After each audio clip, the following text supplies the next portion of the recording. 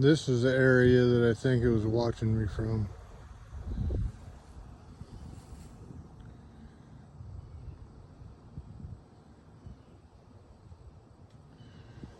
You can see the ground is pretty well tore up from hogs here.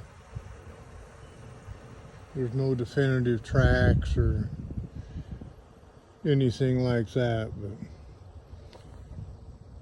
you can see it's all thick timber right behind me.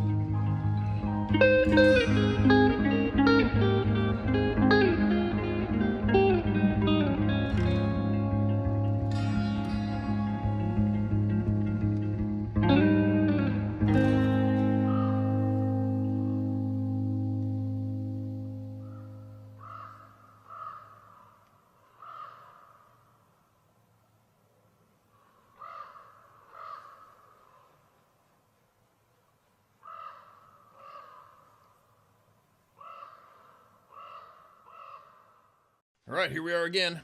Morning. It's early morning, Sunday, December 7th, I think. 7th. Got my second coffee here, so I'm not totally wound up yet. But I'm getting there. Lots going on in the world. We've got another update from our friend Jim in Texas. I'm going to share that in a minute. And I woke up and I saw a post that you guys know who Tim Pool is. He's got that popular show, Truther show online, and apparently he got his house shot up last night. And then he made mention that he has security perimeter and armed guards at his home. What, that guy's probably, what, 40 maybe? You imagine? I could imagine having to go through. I said, sorry, I told her, I said, hey, Tim Pool's house got shot up last night. She's like, no way. Yeah. Like, can you imagine if we had to have hired gun-toting people outside of our doors 24/7? What a shitty existence.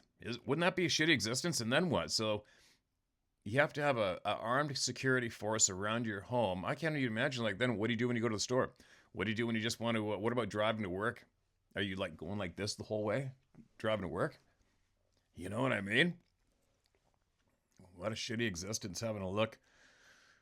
I mean, I kind of get having to look over your shoulder when I'm in the woods, being aware, but I'd imagine he lives in the city, right? So I guess, I don't know, what does his life consist of? Home? Straight to his studio, in the studio all day, every day, and back home? Reporting on controversy and arguing and fighting and truth every single day? I mean, I get it. I could almost do that, similar with what I follow and what I know, but I couldn't do it. Not every day. I think that would lower my vibration right down to frickin' your dead, I think. And I like to try to encourage all you, and I try to lead by example and make sure that you and I do what we love to do as much as we can. That's why we're here. You know, I couldn't imagine, I don't know, teach their own. Everybody's going to do what they do to make them feel good, but I'm just picturing having to have an armed detail around your home every single day. You're in controversy, and then all of a sudden it's over. It's over. Life is over. You died. I wonder what kind of regrets would be sitting there in that deathbed. You know what I mean? A lot of these people that do the truth or things nonstop online, like, they're consistent every single day. You got a whole team, so they're committed. They have to keep producing to keep everybody's paychecks rolling, right? Every single day. And I wonder how much time of life they actually get to have quality life with their loved ones, their children, you know, and go and do things and see the world and do fun shit and not have to look over your shoulder because somebody might be coming to cut your head off today or something. Anyways, that's my thoughts on I had this morning conversation after hearing about Tim Pool's house getting shot up. Creepy. Now, I had a quick comment from yesterday's video sent to me. It's a comment by Andrew Petrie. Andrew, you commented, Camet Lake, Vancouver Island, go fish and camp overnight and have fun. I'm guessing you mean pertaining to having a weird experience. And if you did, why don't you email me about it? Or throw down in the comment section what happened up there, because that's right near me. And it's right near where I frequent.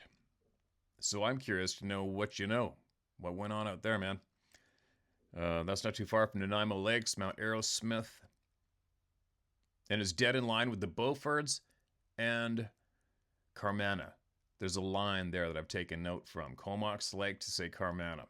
That line, give or take. I don't know, give it a 2 mile wide. What was that? Hold on. Adventure Dog knocked some wood over out in the shop.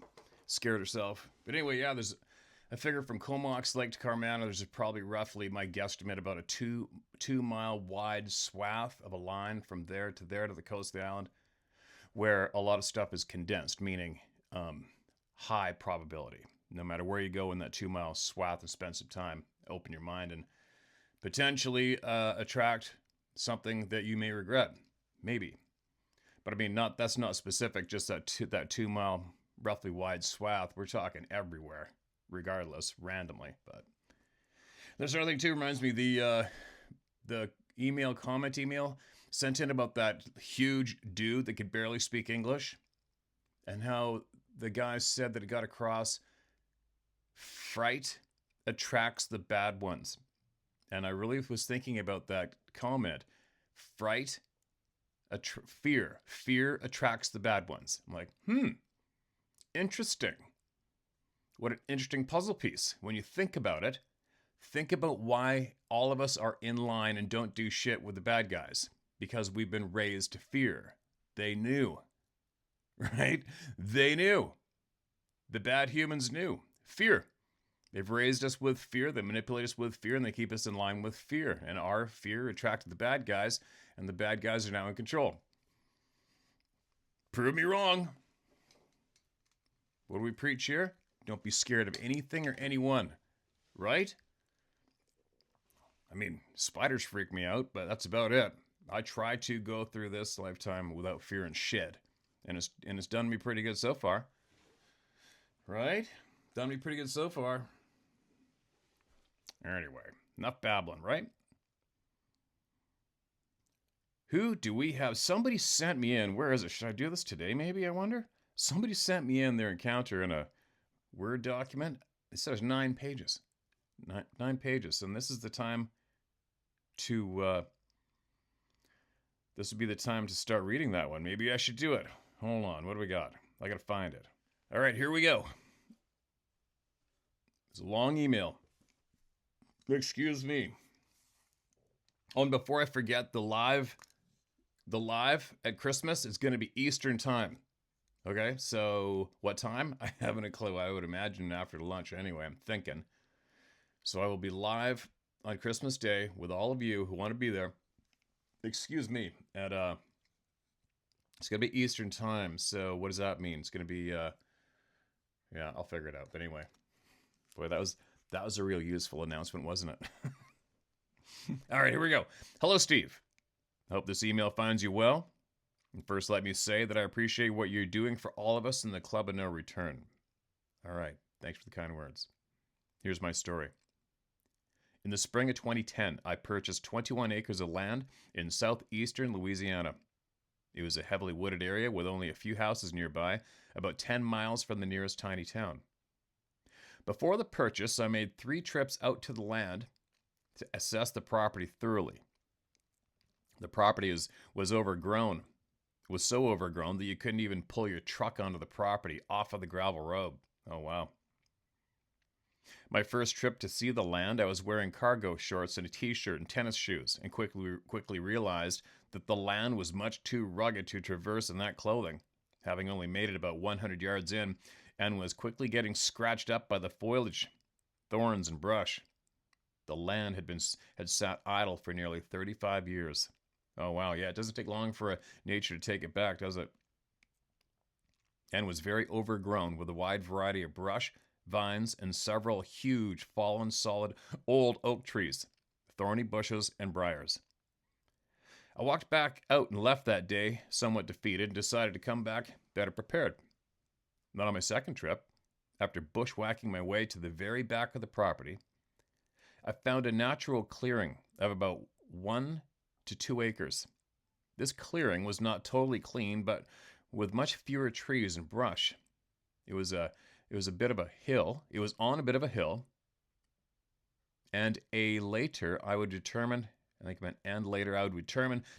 it was the highest elevation point of the property. It was a nice, clear, sunny day, and I noticed that there were blackberry bushes with a few ripe berries on them.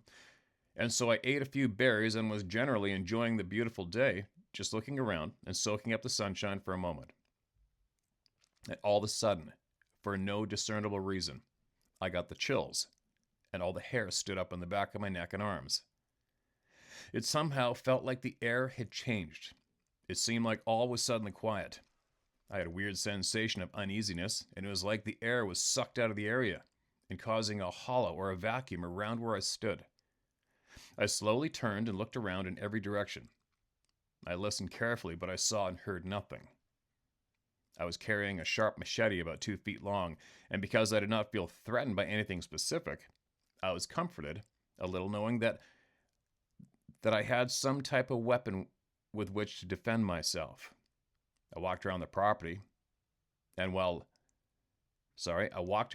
to sneeze, hold on. I walked around the property a while longer and left without any further event. My third trip out, I wanted to get a really in-depth look at the land and had prepared myself to spend a few hours trekking through the brush and overgrowth. I discovered that there were several areas of the property that were an absolute mess with numerous dead trees, large fallen water oaks, and old rotten tree trunks with exposed root balls, which I presumed was damage from previous hurricane seasons and a general lack of care. Because of the overgrowth, it was a considerable challenge for me to walk around the property, due constantly being faced with poison ivy, poison sumac vines, thorn bushes, blackberry vines, and bitter orange trees with their thorns pulling and grabbing my clothing and making it tough going. Bottom line, it was a real pain in the ass just trying to see the lay of the land well enough so I could make a decision if I wanted to purchase it or not. The place was extremely rough, but the price was cheap, $63,000 for 21 acres, and it did have a small shallow pond and a natural drainage gully running across it in a diagonal path. My first thought goes to, is there any big bucks? After an hour or so of bushwhacking, I made my way to the far northeast area of the property and was able to find the corner where two fence lines met. And at this point, I was somewhat satisfied with my understanding about the land, so I turned around and began to make my way back to the truck. And just for your information, the property dimensions are roughly 750 feet by 1,300 feet.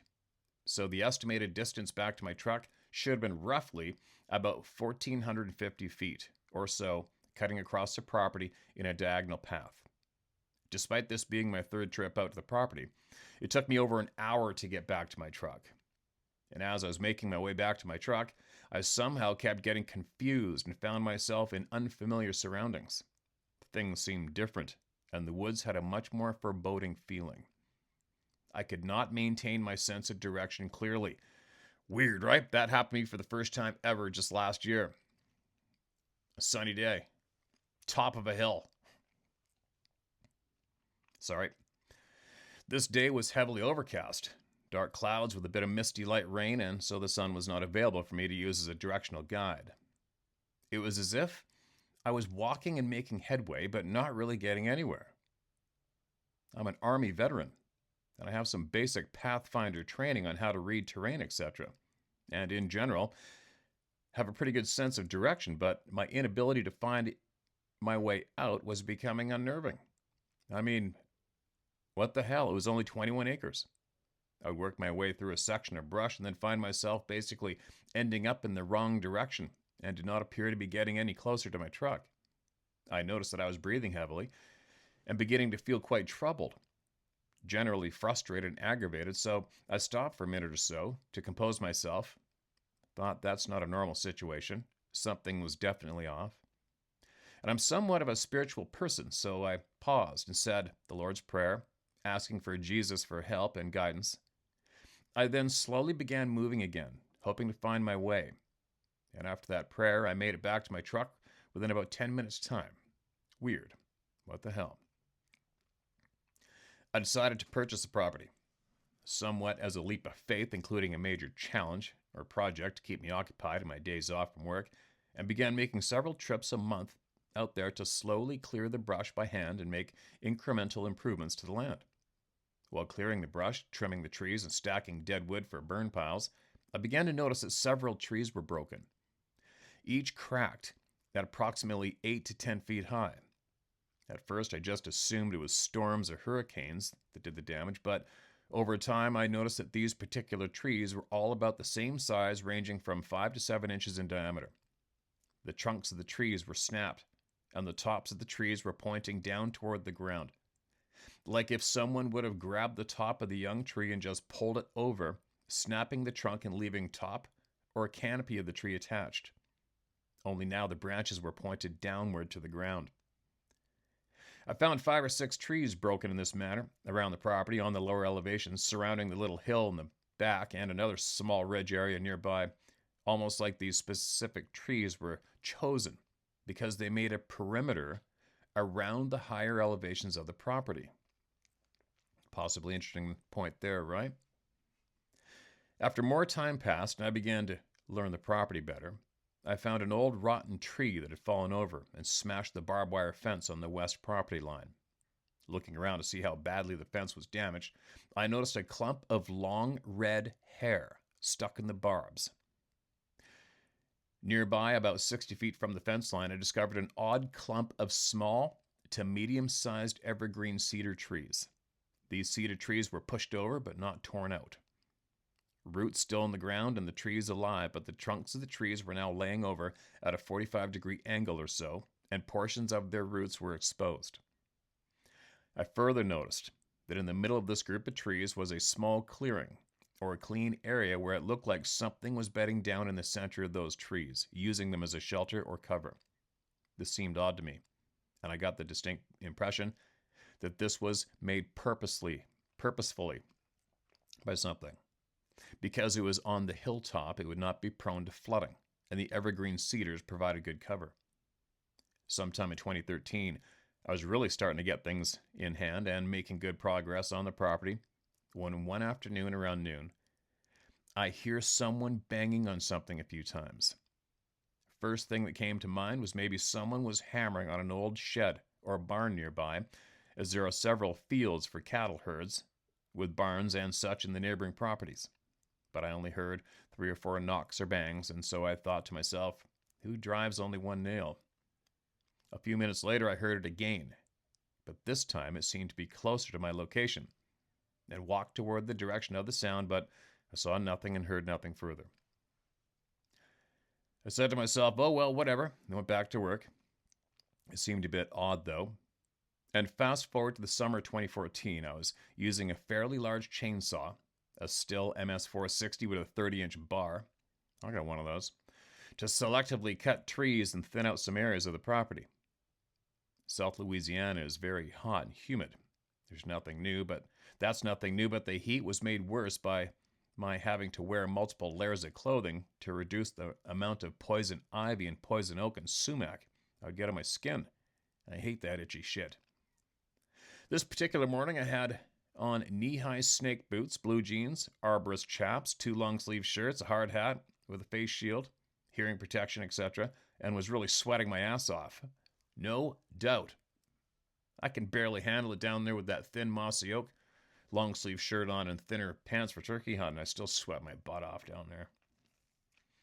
But around 10:30 a.m., as I was working, I told myself I would work another half hour or so before taking lunch break to cool off and eat a meal at my tiny cabin, which I now had set up. While continuing to work and feeling the heat pretty intensely, I got this sudden frantic urge, like I just couldn't take it anymore. The heat was too much.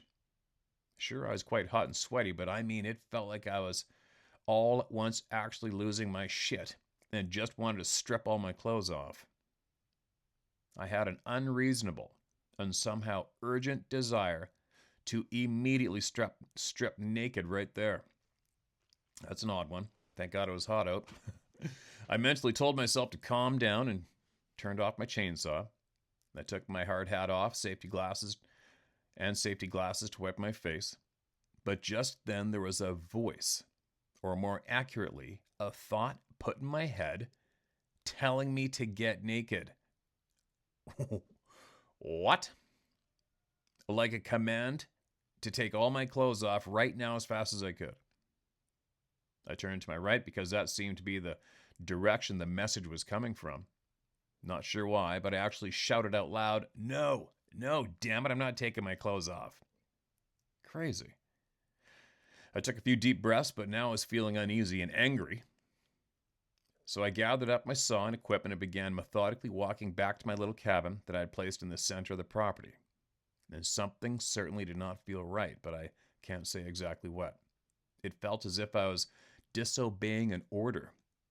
I am former U.S. Army, but no one else was there. Again, what the hell? So I make it to my tiny cabin in just 2 or 3 minute walk.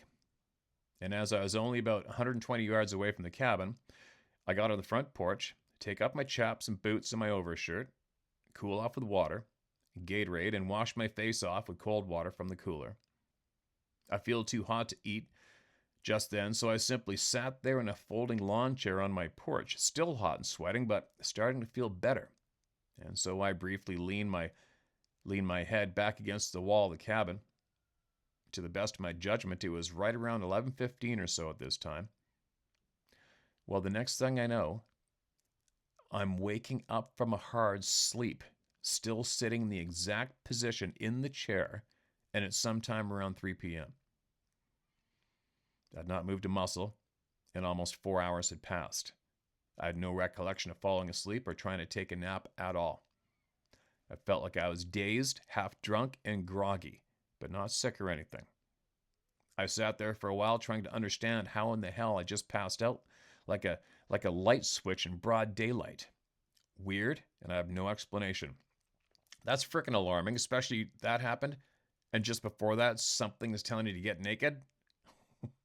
Holy, let's make a baby for another planet. Just saying. Kidding. Now move on to summer 2016. I'm really making progress with my land. I purchased a bobcat, a skid steer, rented a bulldozer, and excavator for a few days each, so things are shaping up nicely. Lots more cleared area. Still about 80% wooded, but much underbrush removed. Driveway cut to the cabin, large culvert installed to cross the gully, etc. One day I'm taking a break in my cabin and I hear 3 very loud, distinct howls or screams. A loud woo, about 2 seconds long each. I sat there trying to figure out what it was. So, being curious, I get a long, hard walking stick and walk over to check it out. The sound originated from a neighboring patch of woods just west of my land. The area has a deer feeder, lots of palmetto bushes, and is sloped to a small drainage ditch. I start following a game trail to a large downed tree when I see a patch of cleared area at the base of a tree. It was as if someone pushed all the branches and debris aside to lie down in a clean spot. I then noticed a strong smell, sort of like trash, mud, body odor mixed together. I soon had the feeling of being watched. Next, I got the chills and was confident someone or something was nearby. I was a bit uneasy, and I don't know why, but I thought I should communicate that I was not a threat. So I raised my right arm up, bent to the elbow, extended my hand, palm flat, and then brought my hand to my body and tapped my chest. I did this deliberately, slowly, 2 or 3 times, like the gesture you see sometimes in the cowboy and Indian movies. Immediately, I felt like there was a release of tension in the air. It's just my opinion, but it seemed that whatever was there must have responded somehow because the pressure was relieved. Maybe I just comforted myself, but in any case, it worked. I slowly turned and walked back to my cabin without incident. I thought the incident over for a few minutes and packed up my gear and went home for the day.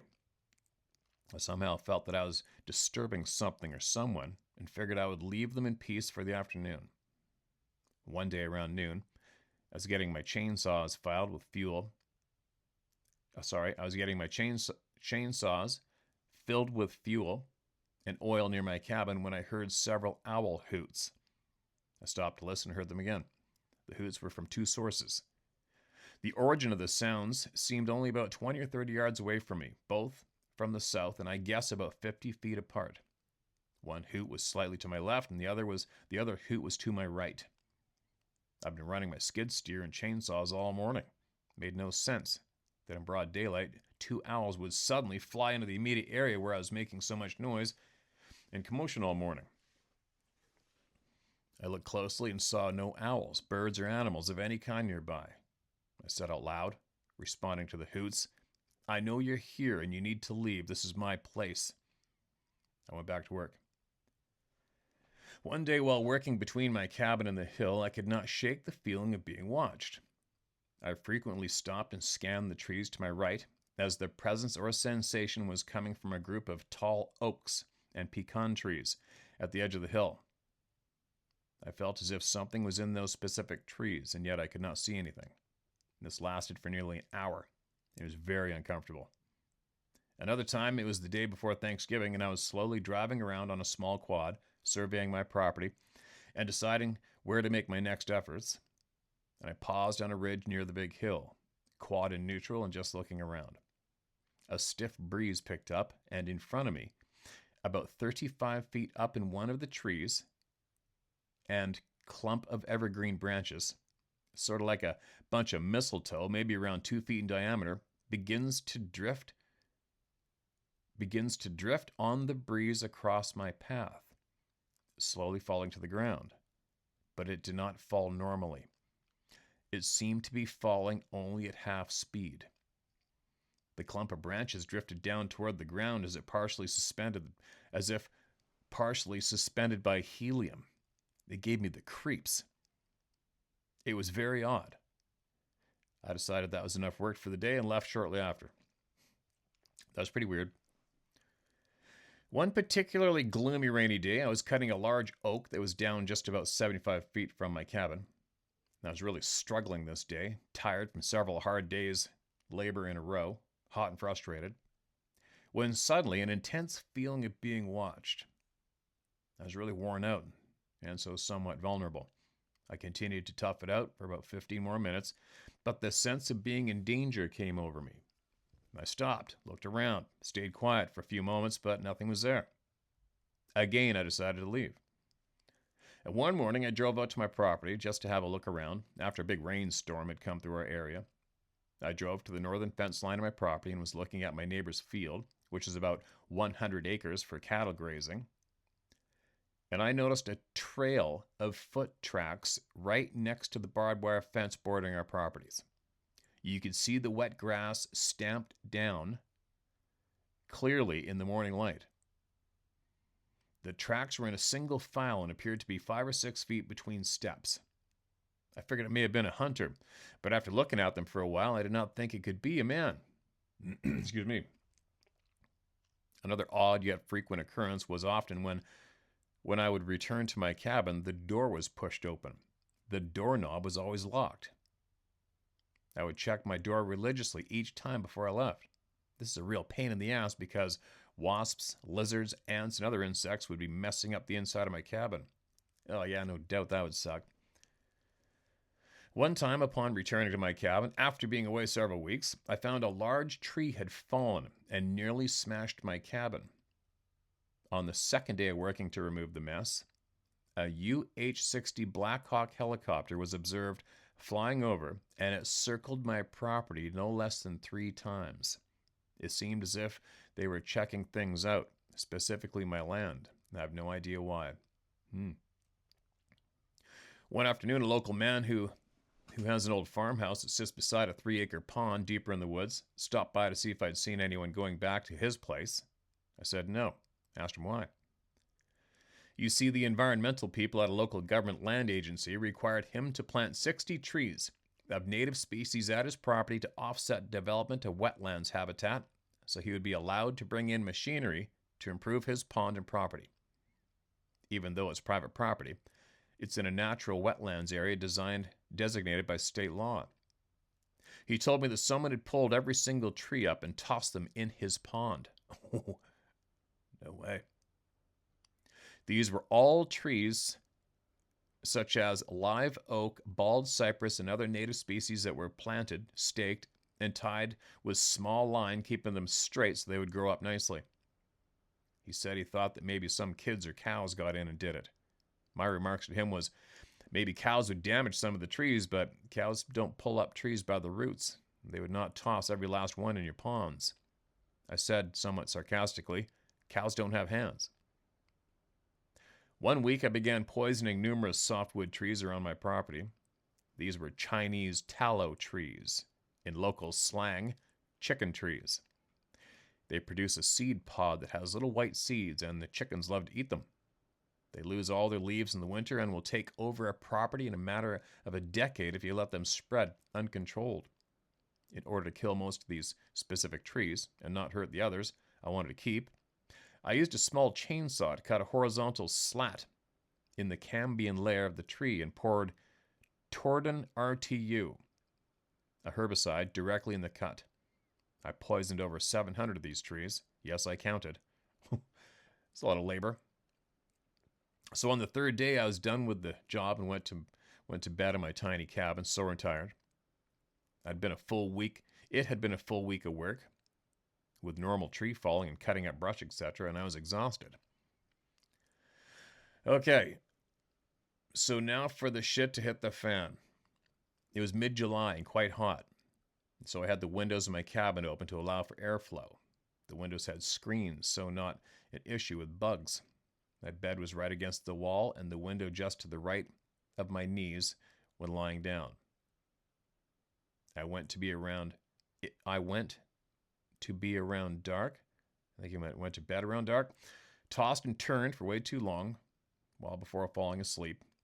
And despite being exhausted and sore, I just could not get comfortable and fall asleep. Next thing, I woke up and checked my cell phone. It was 3:11 a.m. and I needed to pee. As soon as I moved to sit up on my twin bed, a loud, deeply masculine voice let out a string of rapid, aggressive, unintelligible gibberish from my right outside my cabin window.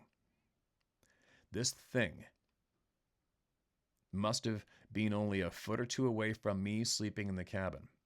It spoke or shouted for maybe 2 or 3 seconds. I froze in terror. It was shocking. I immediately reached for my .40 cal pistol alongside the mattress and did not move another muscle once I had it in my hand. I held my breath and did not make a sound. I heard it run alongside my cabin, making 6 loud footfalls and then nothing more. Absolute silence in the woods. No bugs, crickets, or anything was making a sound outside. I started taking shallow breaths and waited for more, but nothing happened. It took me an hour or so before I even got out of bed to pee. I peed in an empty gallon water jug and did not dare go outside until daylight. In the morning, I found no tracks of anything out of the place.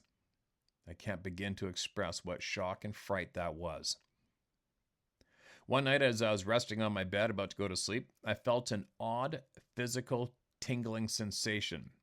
I heard a low buzzing or whirring sound and felt a sort of pressure nearby. It was the feeling like something may be hovering just over my cabin roof. I started to go outside, but it was already dark, and I felt like if it's not threatening me, I don't want to mess with it. Better to leave and only confront if I have to. It only lasted about 1 minute, and then the sound and the sensation faded away. So sometime, as best as I can recall, it was about 6 months or so after the event when I passed out on my cabin porch. I was asleep in my home, in town, and I woke up from a very odd dream. And in this dream, or maybe it was more of a vision, I was on my property, about 100 feet behind my cabin, and I was looking through what I would describe either as a portal, a gateway, or foggy veil, and there was a gray or cloudy vapor-like threshold right where I stood, and for several feet on both sides of me. I was standing just at the opening, or what you might call a threshold, and looking inside to something like another realm. I was on my land. My property was recognizable to my left and right, but in front of me, through the opening, was another landscape. It was more rugged, somewhat rocky, and drier than South Louisiana, and the trees looked different. Less trees and brush than on my land. Whoa.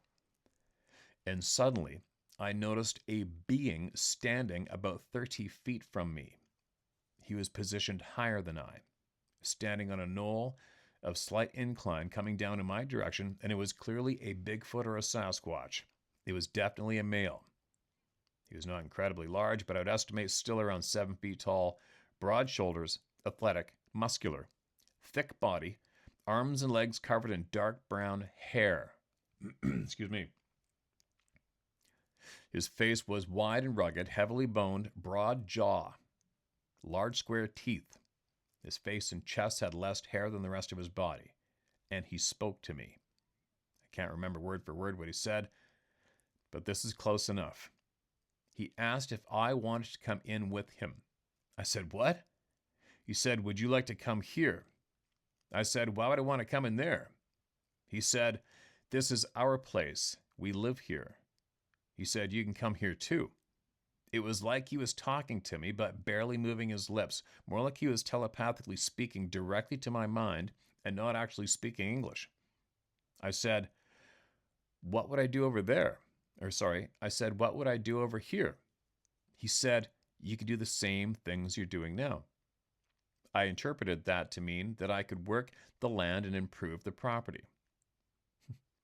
For a couple seconds, I just paused. I began to feel like I was being tricked, that he was hiding his true intentions.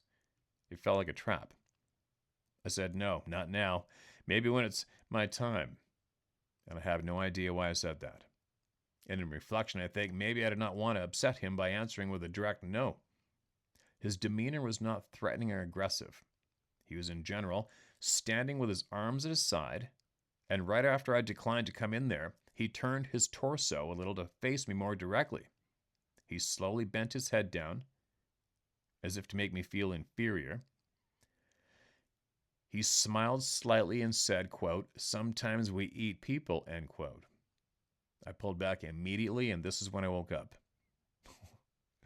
To this day, I wonder, was that really just a crazy, vivid dream? Did I really just fall asleep in my cabin porch, tired from being overheated, or what if maybe during the 4-hour unplanned nap that day, I experienced something that I'm not fully aware of? Was my dream actually a memory of something that took place? I'll never know for sure. Creepy shit, Steve. Strange experiences. Yeah, do you think? Well, you know what? You went with your gut instinct, whether it was a dream or not. You did the right thing. It felt like a trap. If it felt like it was a trap, it was a trap. Right? That's how I roll anyway. Although I had very high hopes for my property, I'd worked on the land for over 8 years, putting my back into the labor, working like a mule on my days off, making big plans for a wooded paradise, and my heart toward continual progress. The place is looking really good. I was proud of all I had accomplished. I loved being out in nature on my own place and wanted to build a nice wood barn-style home or log cabin and retire out there. But the feeling of being watched continued to happen every so often. Eventually, I realized that my ability to be relaxed and enjoy my property was gone. The unpredictable weirdness ruined it for me. I sold the property in 2019 and walked away disappointed. I warned the new owners, a young lawyer and his wife, about my experiences, and we had several conversations about it, and he didn't seem to care much. Sorry for writing a novel, but I know there are things in this world that we can't explain, and some things, they are just better left alone. Once you know, you can never go back. Yeah, isn't that one of those true words? There you go. Well, appreciate your time you just spent. Holy cow. That was a very detailed journal of your time on that property. I think from now, from what we've learned from each other here, and wherever you go, wherever else you go to learn about this stuff, it's safe to say you know what it was, right? That's interesting. That dream is interesting because obviously something's going on next to us without a doubt. Without a doubt. And another thing too, what I found myself thinking about when reading your story was how it was completely brushed in. Nobody's been in there 35 years. You go in there, you find somewhere something's potentially maybe laying down. And what I'm noting is, like I've said before, nobody's finding any old sign of community. You know what I mean? There's no, did you find a bathroom area? Nope. Did you find all the leftovers from eating meals every single day somewhere? Nope. Did you find the trails to and from their home? Nope. Do you know what I mean? I'm not making point of that saying it didn't happen. I'm making point of something's not lining up for them to be here full time. I'm not convinced they're here full time. And I think at this stage of the game, you will not be able to convince me that these beings are here full time. Not now. Not for my puzzle piece and where all the evidence has led me from all of you and from what I've seen and heard and witnessed myself, right? So, I wonder how the new owners were received. What's it been? 6 years? Drop them a line sometime if you're still friendly with them and say, hey, so how's it going anyway? Right? Had any odd things happen in the window of your cabin or whatever you got going on out there? There you go. Welcome to the club. Sad to hear that sad ending of your dream property. That sucks. Right? That sucks.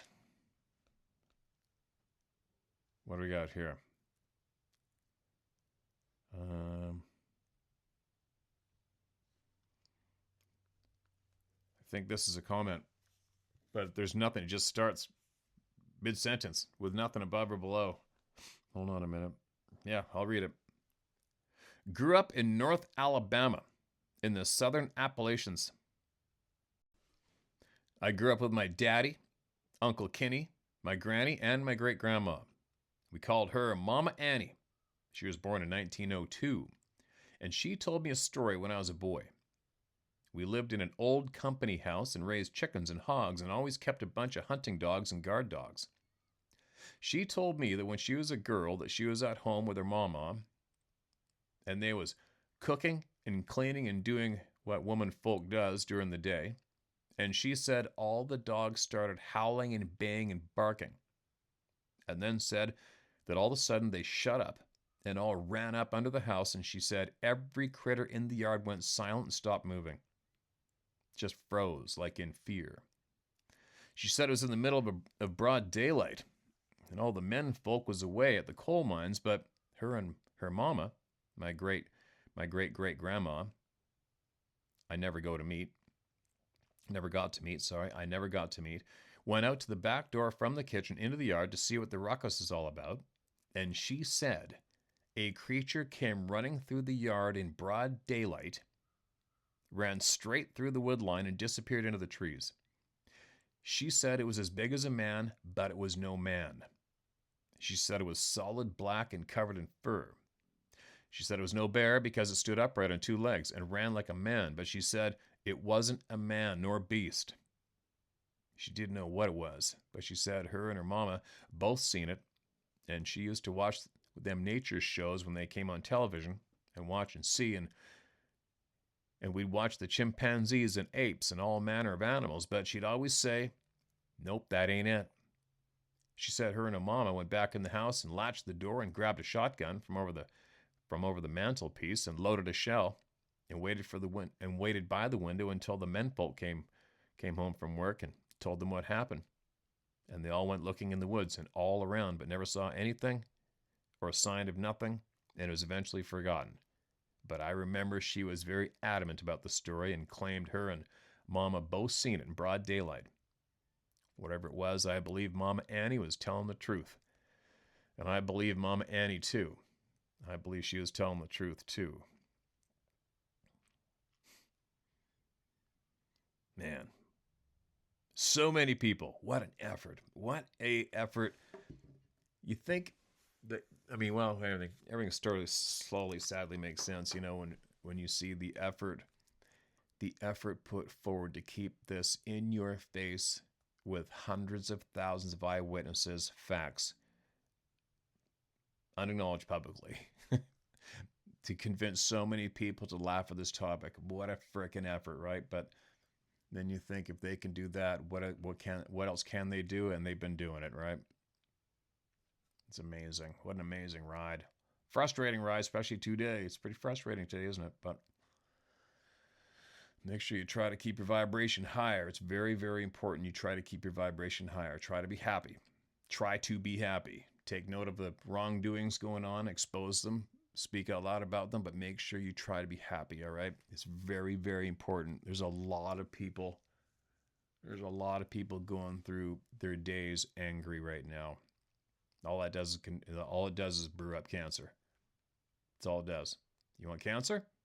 Be angry all day. That's all you got to do. And it's working on a lot of people. Holy shit, there's a lot of people going at each other's throats right now. It just does not make sense. Not much does right now. Not much does right now. No. What a crazy ride. I appreciate that email. Northern Alabama. There's a lot that goes on in North Alabama compared to South Alabama, don't you think? Where was I? My friend's hunting property, who I love to go visit, all my friends down there. I did hear one when I went to make a video for you guys with that pond behind me. A big branch broke in that thick ass shit straight in front of me. It sounded like it was probably about 50 yards from me. I heard it loud and clear. What was it? I don't know. But it's those sounds you take note of once you know, right? And then two of the young fellas who rent, my friend's got the hunting cabins, but he's got a whole bunch of rooms. Nice place. It doesn't look like a nice place from the outside, that's for sure. But once you get in there, it's got it done up pretty cool. Anyway, two of the young fellas, trades guys, rent rooms off him while they're working down there. And Two of them, great guys. They're friends. They're friends of mine. And they both have had experiences in Alabama and Louisiana. Just shows you how common that is, right? I mean, what are the chances? Two great guys have been having beers with them and hunting stuff and shooting hogs that night, and then all of a sudden one day we're sitting around bullshitting and figure out, because I don't talk about this topic. I don't talk about it when I'm out and about. Unless somebody brings it up, I don't talk about it, but I don't really talk about it too much. I'd rather have people ask me in a way, you know what I mean? Unless I'm like I said, sometimes I will be around a bunch of people, say a bunch of loggers, a bunch of fishermen, whoever. I'm like, oh, okay. And then I'll ask. But yeah, anyway, I'm babbling. Yeah, where is that? Where am I? I'm more down by, I think we're about 2 hours north of Mobile. 2 or 3 hours north of Mobile, Alabama, where stuff goes on. But I get a lot more people from northern Alabama emailing me and what they got going on. All right, we have another one here, fresh out of the oven, titled Photo. Hi, Steve. Please convey our sympathies to Sarah about Griffin. They are family and miss so much when they pass. And I will appreciate those kind words. Our pets, if loved and cared for, hang around for a good while if we need them to help us get over their loss. Happens to me a lot. My old horses have hung up for years. The last chap, an appy called Blue Boy, had a habit of kicking the stable walls. For years we could hear him now and then. Really. My neighbor was with me one day when he banged the side of the stable. He looked at me and walked off, freaked him out. I had a lurcher called Whisper, who was an amazing hunting partner who passed. Gaze hounds have a habit of leaning on your leg, and I would often feel her pressing hard, even stroked her a few times. Crazy. My wife took this photo of the moon through her oak tree and captured this image of her just after we moved the house. She was letting us know she had come with us. I think you meant after we moved into the house? She was letting us know she'd come with us. And I have a photo of her live, almost the same. I know many that have had similar experiences. Tell Sarah to just talk to him because he's there for her. Give her our love. Give her our love. Kindest regards, David Smith, North Herefordshire.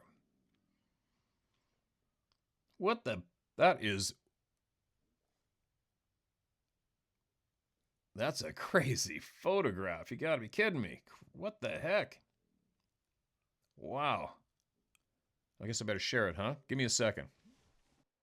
All right, there's the live photo of the pooch. Now check this out. What? That is quite the capture, isn't it? That's kind of almost spooky in a way. Wild. Crazy. Anybody else had something like this happen? Send it in, man. If you guys had something like this happen, send it in. Somebody's going to want to see it, including me. That is a absolute crazy ass capture on a photo, I would say. Wouldn't you say? Amazing. All right. Appreciate that email, my man. Merry Christmas to you and yours. We got another one. Another update from our friend Jim Brock, Texas. Says, sorry, Steve sent the wrong video. That was yesterday. No problem, man. I was down there today. I cannot find any tracks, and the foliage was not matted down. But it's been a week or so. There is that. I'm sitting down in the same place tonight. Very uneventful. Foggy as hell and a bit chilly for southeast Texas. No feeling of impending doom, no fear or anything like that. Definitely on sixth sense mode. I trust instinct more than sight and sound. Anyway, I'll attach the correct video. Okay, and I think he sent me another email too. Did I screw up on this, saving this? Hold on a minute.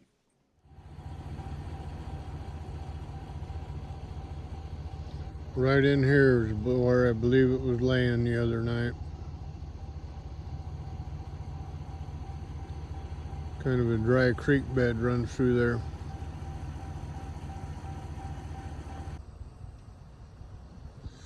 This is the area that I think it was watching me from.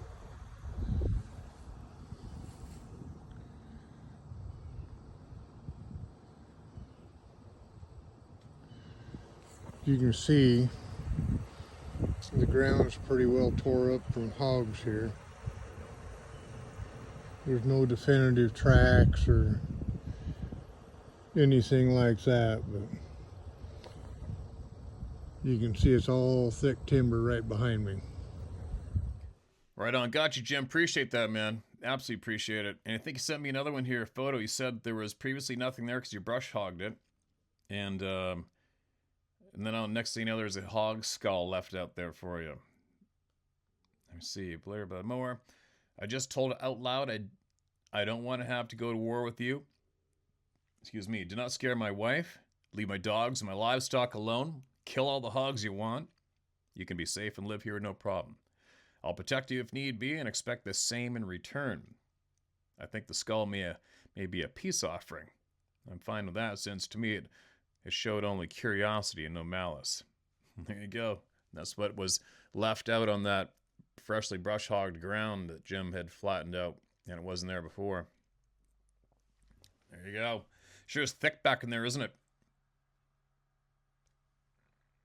Uh-oh, neighbor's flashing up his equipment. Yeah, again, Jim. I mean, I don't want to be a pain in the ass, but one day, if the right day lines up and you got a buddy with you and you're out thermal scanning the property of the thermal, duplicate that video with a human being. That would be so interesting to see that. If you can get a person to go roughly right there with the brush behind him, and then go back to where you filmed from and do it again with the thermal at nighttime.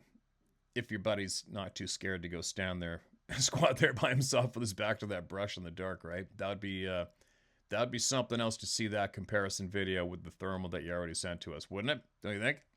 That'd be really something. Or not. Either way, appreciate you, man. Be safe out there. And Merry Christmas, too. And on that note, I'm going to get ripping. We're going to be, I think I'm going to help Sarah pressure can, but the glass jars. We're going to can up a whole bunch of meat. And then tomorrow, we are going to go do another big food run to Costco for all the hungry kids. And it's funny, Sarah's like, we can't do 10 again. Last Christmas, I wanted to squeeze as many in as I could in 1 week. I think we did, it's just the two of us. I think we did 10 households in one day, but I think it took 2 days. It was a lot because we go get all the food. We go to 2 different places for the food, and then we'll load it up in the shop, and then she organizes it all, and then she'll put it into different, because she finds out how old the kids are, if anybody's allergic to anything. It's like a real personal grocery shop for them. And then she will organize them all into groups for each household. And then we have to line up when they'll be there to make sure somebody's there to receive it. And then off we go. Off she goes. But that time, last Christmas. So she's like, we can't do 10 in 1 day again.